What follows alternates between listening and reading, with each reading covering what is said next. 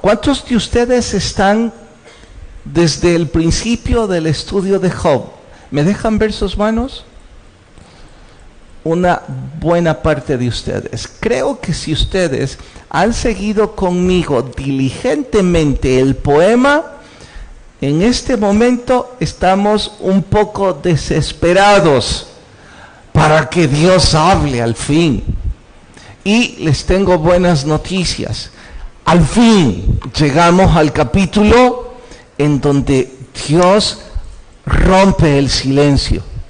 Y lo hace dando dos discursos. Quienes de ustedes se van a anticipar, el primero está, no lo busquen, en el capítulo 38. Eso lo deben hacer en casa. Y el segundo discurso está en el capítulo 40. Vamos, por supuesto, a profundizar un poquito en ambos discursos, pero antes debemos decir lo que Dios no hace en su discurso, para luego decir lo que Dios sí hace en su discurso. ¿Qué estoy tratando de hacer? Colocar una especie de marco en donde encajemos esto, porque oigan, si les pareció complejo lo que estudiamos hasta ahora, las respuestas de Dios más bien son preguntas. Así es que necesitamos establecer una especie de marco teórico. Haciendo eco de ello, expreso: Dios no va a responderle preguntas a Job.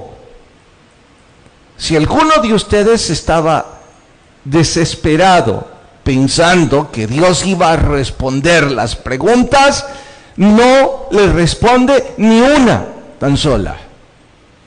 Por otro lado, no se disculpa por lo que Job o usted o yo creímos era dilatar su respuesta. Es probable, por eso dije, ¿han seguido conmigo el estudio? Si lo siguieron, en más de algún momento pudimos mostrar un poco de desesperación, diciendo, pero ¿a qué hora Dios va a expresarse? Bueno, Dios no se está disculpando ahora que va a expresarse. Tampoco va a dar información sobre lo que está pasando.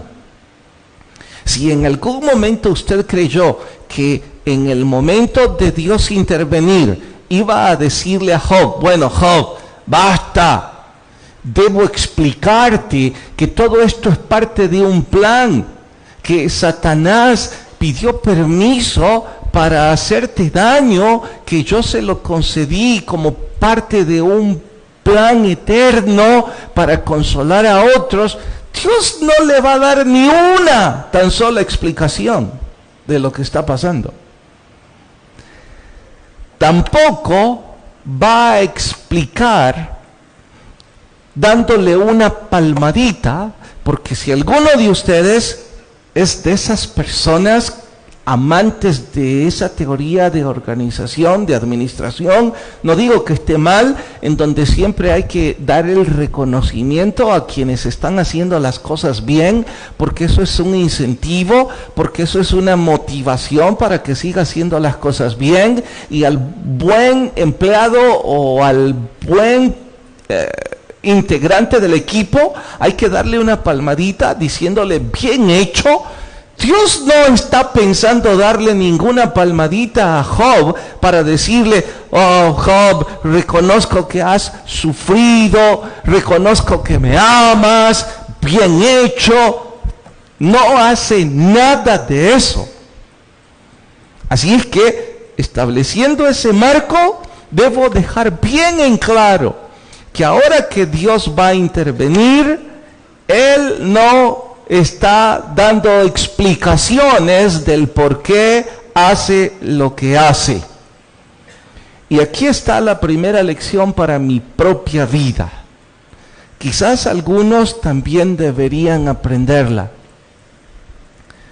Dios no se obliga a sí mismo por medio de este libro a responder nuestras dudas.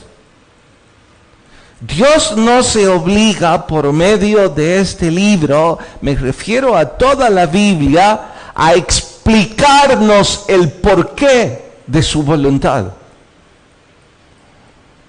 Dios no se obliga a sí mismo a expresarse conforme nosotros creemos que debería expresarse.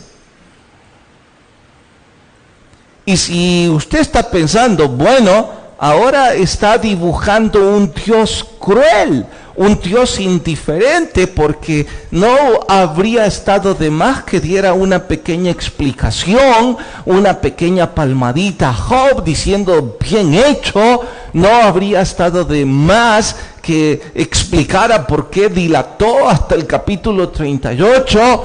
Bueno, voy a repetirlo. No es que Dios sea cruel o indiferente a nuestras necesidades. Solo está dejando bien claro de que Dios es Dios. Y no tiene por qué explicarnos su voluntad. Hay personas, y quizás yo en primer lugar de esa lista de personas, que creemos que Dios debe explicarnos el por qué sucede lo que sucede en nuestras vidas. Habemos quienes pensamos que Dios debería hacernos saber por qué nacieron en un hogar con padres divorciados, o por qué ni siquiera han tenido padres. Algunas personas quieren que Dios les explique por qué su esposo la abandonó o por qué su esposa es infiel. Es más, algún momento han creído que si Dios no se expresa, Dios es cruel, es indiferente a mi necesidad. Mientras otros jóvenes llevan una buena vida, resulta que esa chica ha sido lastimada por alguien. Peor aún, ha sido abusada. Y ella está esperando una palmadita de parte del cielo, diciendo, bueno, reconozco que has sufrido y que has sido fuerte, bien hecho. Y si no un reconocimiento, al menos una pequeña explicación. He de repetir esto.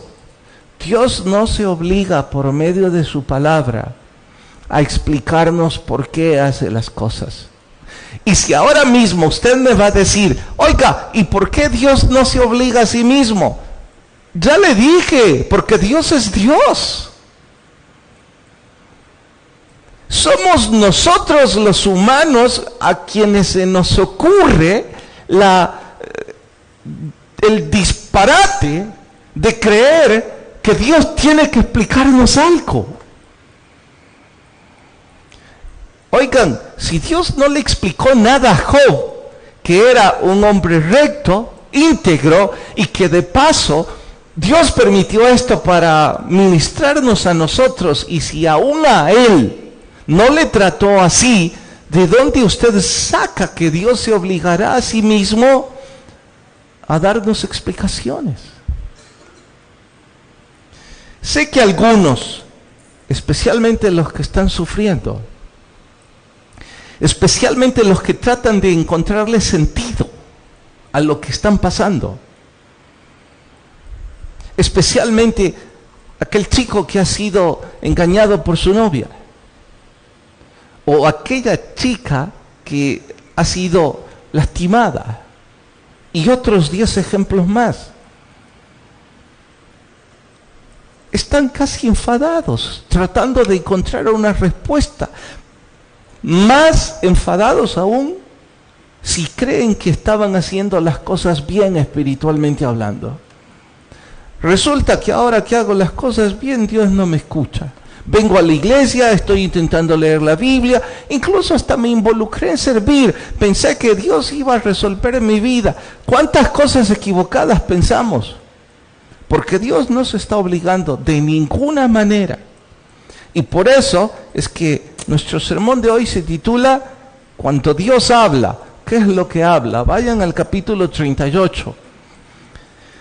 Voy a leer unos pocos versos, ustedes tienen que leerlos todos. Capítulo 38, en casa.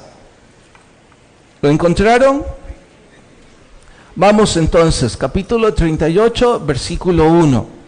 Entonces respondió Jehová a Job desde un torbellino y dijo: ¿quién es ese que oscurece el consejo con palabras sin sabiduría? ¿Saben quién es ese? ¿A quién se está refiriendo? ¿Sí? ¿A quién? A Job. Dios le dice: ¿quién sos? Que estás hablando necedades. Pare, ¿no es cierto que ustedes esperaban que cuando Dios se expresara se hiciera del lado de Job y no de los amigos? Pero ahora parece que se está haciendo del lado de los amigos, porque empieza su intervención diciendo: ¿quién sos para creer que tenés sabiduría? Versículo 2. Ahora ciñe como varón tus lomos. Te voy a preguntar y vos me contestás. En español esto significa: bueno, si tan sabio y tan hombre te crees, voy a intentar ponerte en mi posición, en mi nivel. Si me respondes una de mis preguntas, entonces yo te respondo las tuyas. Si me demostrás que estamos en una misma posición intelectual, entonces hablamos. Ciñe tus lomos, dice, pórtate como varón. O en todo caso, a una chica, pórtese como una niña valiente. Muy parecido a la expresión de nuestros padres. Te gusta creerte hombre, pero seguís siendo un niño malcriado, exigiendo cosas cuando te portás como un bebé. Prueba de ello es que no mantenés nada a la casa, no aportás dinero para tus papás, ya trabajás, pero el dinero que ganás es solo para tirarlo.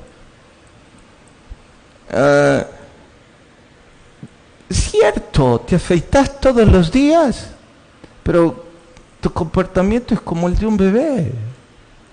O cierto, has crecido, sos una niña linda, pero no ayudas en nada. Y dicen los papás: bueno, pórtate como una persona adulta y entonces dialogamos como adultos. Algo como eso está pasando aquí. Pero oremos. Señor, por favor, habla a nuestras vidas. Ellos y yo habremos perdido nuestro tiempo en venir a la iglesia si tu Espíritu Santo no obra un milagro en el estudio, y ellos y yo escuchamos tu voz. Por favor, Señor, ministranos, lo suplicamos en el nombre de Jesús. Amén. Ya les dije lo que Dios no hace. Ahora les diré lo que Dios sí hizo. En su discurso le dio una reprimenda a Job. Wow. Después de todas las palizas que estos ya le habían dado, ahora Dios interviene y le da una reprimenda. Sí, y les voy a explicar por qué. Con tanto sufrimiento, Job había desarrollado un poco de arrogancia e independencia. El sufrimiento le provocó un poco de arrogancia e independencia. De tanto defenderse de los ataques de sus tontos amigos, él había construido una especie de escudo. Creo que en psicología esto le llamarían una especie de mecanismo de defensa. Estaba harto de recibir golpizas de sus amigos y para defenderse él había desarrollado un poquito de altivez, y a cada cosa que se le decía él tenía 2 o 3 respuestas mejores, al punto de que ya había empezado a decir cosas necias. Por eso es que Dios, antes de consolarlo, le dice, te voy a poner en tu sitio. Y te voy a hacer, oigan, 77 preguntas. Voy a pasarte un examen. Si de las 77 me respondes una, entonces podemos hablar. Pero si de las 77 no me respondes una tan sola, ¿qué tenés que hablar conmigo? Porque les has estado diciendo a estos, ¿quién diese que Dios quiera hablar conmigo? Yo iría ante Él, le expondría mi causa, y como todo un abogado, yo sé que Dios saldría en mi favor. Ah, bueno. Pues entonces respondeme cualesquiera de estas. 77 preguntas. Leamos 2 o 3 a ver quiénes se animan a responderlas. 38, empecemos desde el 4. Hagan cuenta y caso que ustedes son Job. ¿Dónde estabas tú cuando yo fundaba la tierra? Hazme saber si tienes inteligencia. Bueno, los muy teólogos o muy científicos, cuéntenos cómo se fundó el planeta. Y por favor, no vayan a salir hablando de evolución y del Big Bang y que de forma aleatoria una explosión molecular y después de millones de años de accidentes, ¡boom!, nací yo.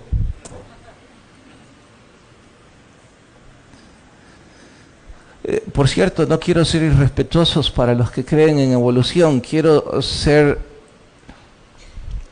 no desagradable, pero a la vez decirles, ustedes los que creen en evolución dicen que las personas religiosas somos personas de fe y que tenemos una gran fe para creer cosas ilógicas. Paren ahí, les tengo que decir que ustedes tienen más fe que nosotros los religiosos, porque tener fe en que hay un ser superior, infinito y maravilloso, que ha creado al ser humano,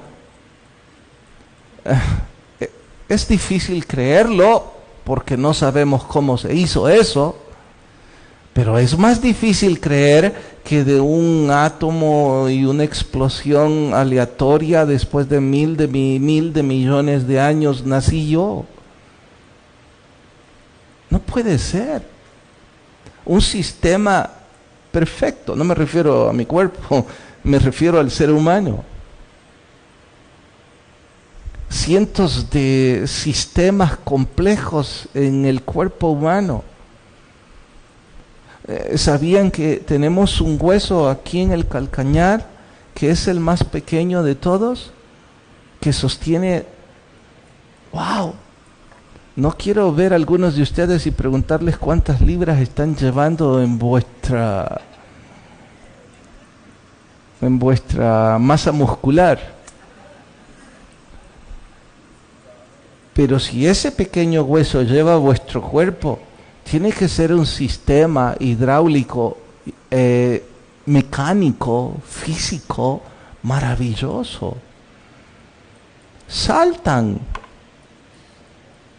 Además, nuestros ojos tienen una visión que es capaz de diferenciar no sé cuántos colores. Vaya sistemas, ¿eh? Pero bueno.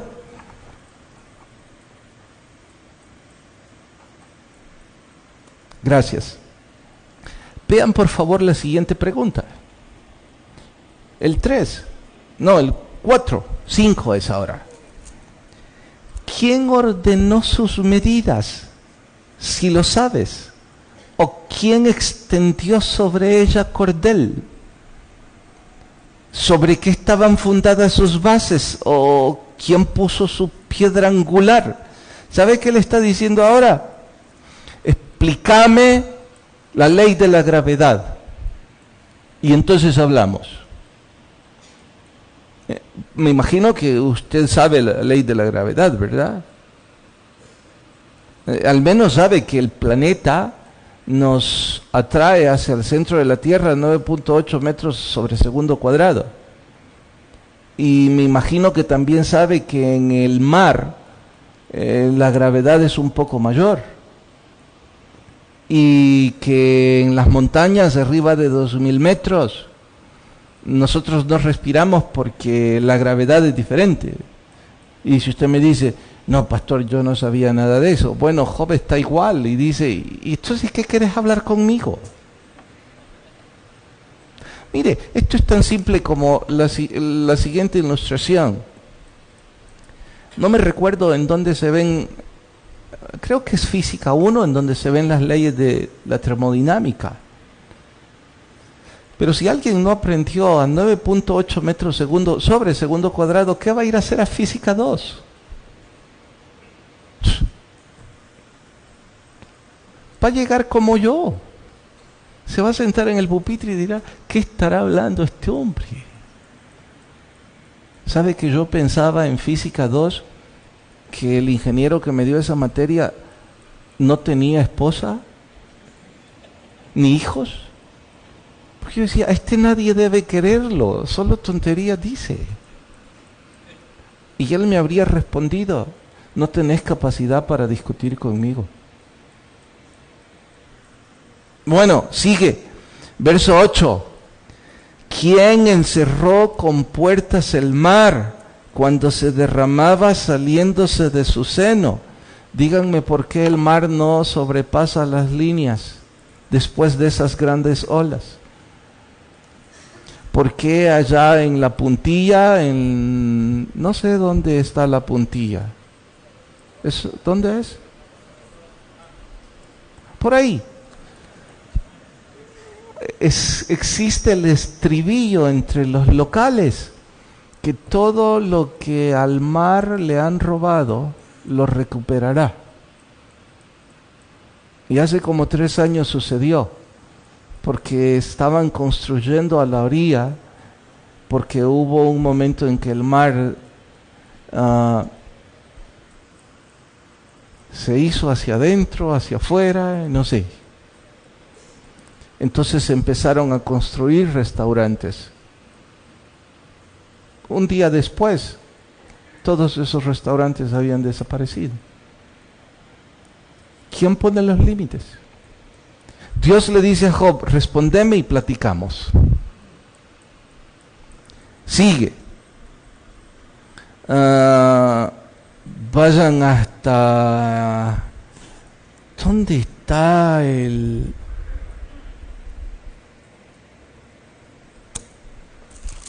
verso, capítulo 39, versículo 10? Ya lo hallé. No, 39:1. ¿Sabes tú el tiempo en que paren las cabras monteses? Por cierto, les dejo de tarea. Averigüen cuándo paren las cabras monteses. Voy a ir después hasta ahí porque ya tengo suficiente para explicar la segunda lección que yo aprendo en este estudio. Mi segunda lección es, cada vez que usted y yo hemos sufrido por cualquier causa, la reacción humana es desarrollar mecanismos de defensa para no ser más lastimados. Le diré un ejemplo. Aquella mujer que fue engañada por su esposo y abandonada, suele decir, todos los hombres son malos. ¿Por qué ríen? Todos son infieles. Por allá dijeron amén. No es doctrina. Todos los hombres son así y desarrollan cierta amargura. Eso es un mecanismo de defensa. No les estoy culpando, digo que nuestra reacción normal al sufrimiento es provocar una especie de escudo. Job había desarrollado arrogancia e independencia. Y es muy probable que algunos de nosotros, sin darnos cuenta, desarrollamos eso también, mientras nos sentíamos agobiados. Esos meses sin trabajo, ese tiempo en que tuvimos el dolor, en que no teníamos un 5, son suficientes para desarrollar mecanismos de defensa que, lejos de volvernos humildes, nos vuelven arrogantes. No les culpo. Están cansados de recibir maltrato. Consecuentemente, es mejor decir: no necesito nada. Está bien, me moriré así.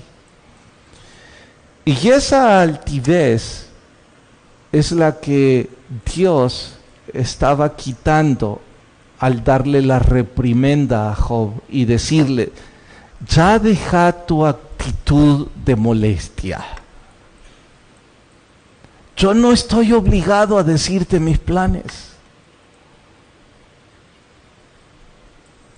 Yo no tengo por qué darte palmaditas por lo que haces. Dios le estaba diciendo: yo soy Dios.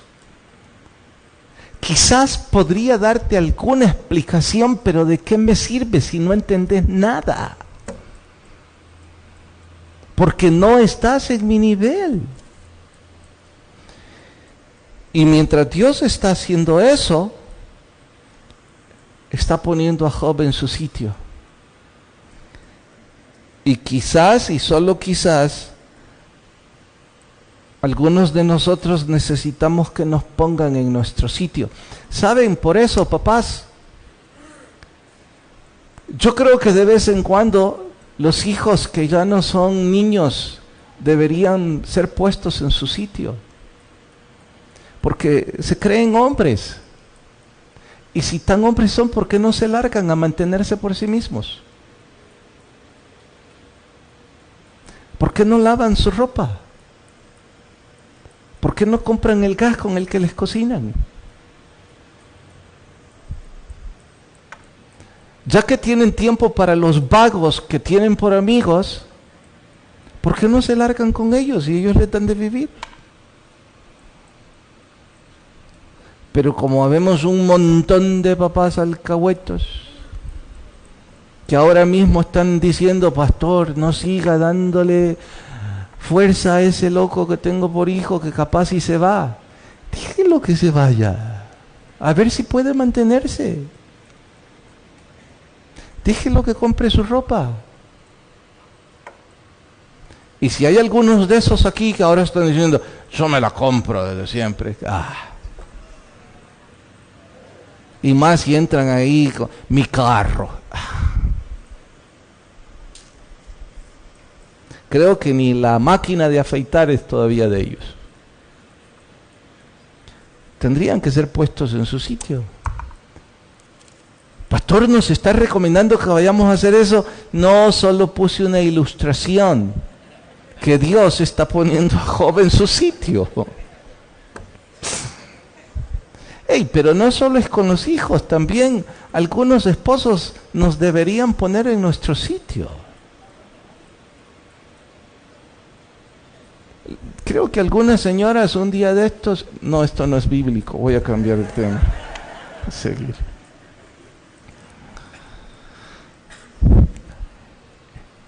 Luego que Dios había puesto en su sitio a Job, lo consoló y lo llevó por un tour a que Job apreciara la hermosa e inmensurable creación de él. ¿De qué hablo? De nuevo vamos al capítulo 39. Ahora vamos a un tour por la naturaleza, que también son preguntas. Dice el versículo 9: ¿querrá el búfalo servirte o quedar en tu pesebre? ¿Han visto algún búfalo? En nuestra fauna no hay, pero ¿lo han visto en televisión o en fotos? ¡Wow! Yo he visto a uno o dos, no en televisión. Son animales tan impresionantes, pero no se someten al hombre. Explíquenme por qué el caballo sí. No es menos impresionante los caballos. Ahora, no estoy hablando de los caballos camino a San Miguel que aparecen en la calle. Los pobres parecen perritos de casa porque no han comido. Pero si usted ha tenido la oportunidad de ver esos animales, sin exagerar, que su lomo es un poco más de mi altura, eso significa 1,90. Imagine subir en el lomo de un animal que su espalda es 1,90. La fuerza que deben tener. Yo no dejo de admirar y de envidiar a los niños que saben montar a caballo. Digo, ¿cómo quisiera yo hacer eso? Un niño se sube en una bestia de con esa fuerza y con dos las pone en su sitio. Ponga al búfalo en su sitio. Sigue. 39:16. Bueno, todo ese es el búfalo. Hoy vaya hasta verso 19. ¿Diste tú al caballo la fuerza? ¿Vestiste su cuello de crines ondulantes? ¿Le intimidarás tú como a langosta? El resoplido de su nariz es formidable. Escarba la tierra. Sale al encuentro de las armas. Todos los animales se asustan con las explosiones o los ruidos de guerra. Los caballos no. Los caballos van en pos de ese ruido. Verso 22, hace burla del espanto y no le teme, ni vuelve el rostro delante de la espada, contra él suenan la aljaba, el hierro, la lanza. Wow. Versículo 26, si el caballo no te impresiona, vuela el gavilán por tu sabiduría y extiende hacia el sur sus alas. ¿Saben qué? Bueno, aquí sí hay gavilanes, ¿eh? Sí, ¿saben que todos los domingos se posa uno sobre la antena de nuestra torre de radio? Porque anda detrás de las palomas incautas que andan aquí cerca. Estoy hablando de aves, no estoy hablando de hermanas, ¿eh? Y estoy hablando literalmente de un ave que se posa ahí, aunque la alegoría es perfecta. Y qué impresionante es esa ave. Empieza a advertir que va a atacar. En los domingos casi no se escucha por los cultos, pero en día de semana es fácil ver su danza antes de alimentarse. Pero saben, dejemos animales tan hermosos. Denle de comer a un pato. Es un paisaje hermoso. Yo lo hice esta semana. Concentrado, ellos llegan hasta nuestra mano. Son hermosas esas aves. Tienen una capa impermeable. ¿Sabe que los patos no se mojan? No sé cómo se hace eso. Dios le estaba dando un tour a Job por su naturaleza, por la naturaleza que Dios creó, aún antes de quitarle las llagas. Los estudiosos creen que Dios hizo esto para decirle a Job, mira Job, todo lo que hice para vos es hermoso. Necesitas alivio, no necesitas sanar de las llagas, necesitas entender que yo soy Dios. Y los estudiosos por esa razón dicen que cuando alguien está sufriendo, el mejor consuelo que usted o yo podríamos intentar darles es llevarlos por un jardín, hacerlos caminar frente a algunos animalitos, llevarlos por un parque, que disfruten la naturaleza de Dios. Si usted tiene algún familiar que está sufriendo, o usted mismo está sufriendo, experiméntelo, pruébelo. Tenemos 2 parques que son maravillosos en nuestra ciudad y no cuestan casi nada, o 3, el Bicentenario, los 2 que están en los planes de Renderos. Camine en medio de sus árboles, note cómo el sol no cruza en medio de ellos, cómo se respira un aire distinto. Son tantas cosas hermosas que usted va a decir, ¿cómo no me fijé en todo esto antes? Dios estaba aliviando a Job. ¿Para qué? Para lo que está Job a punto de decir. Pero eso lo estudiamos el domingo. Oramos. Señor, gracias por hablarme